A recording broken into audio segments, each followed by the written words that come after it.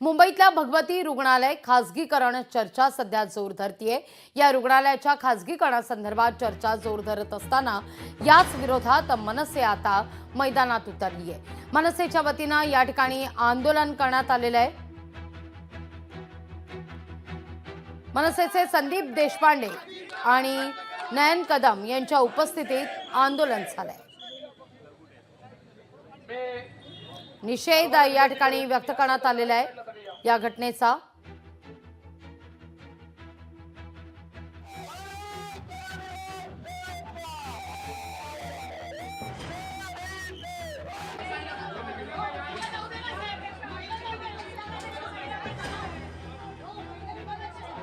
तर रद्द करा खासगीकरण रद्द करा असे हाती फलक झळकावत मनसैनिक या आंदोलनात सहभागी झालेले होते आणि या खासगीकरणाविरोधात या चर्चेविरोधात आता संताप व्यक्त करण्यात येतोय, निषेध व्यक्त करण्यात आलेला आहे। संदीप देशपांडे आणि नयन कदम मनसे नेते यांच्या नेतृत्वात हे आंदोलन पार पडले आहे।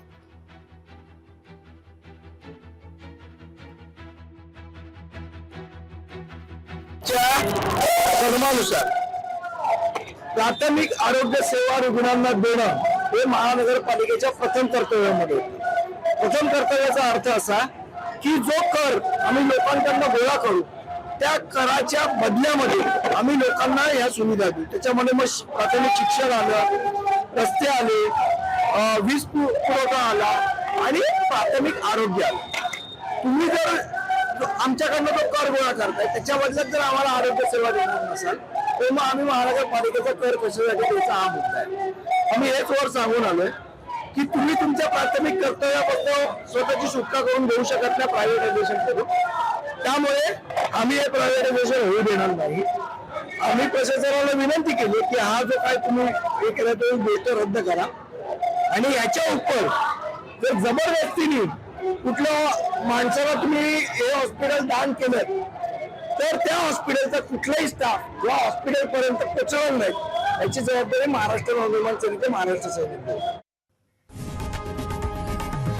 लोकशाही मराठी ऐका, पहा, जागरूक रहा।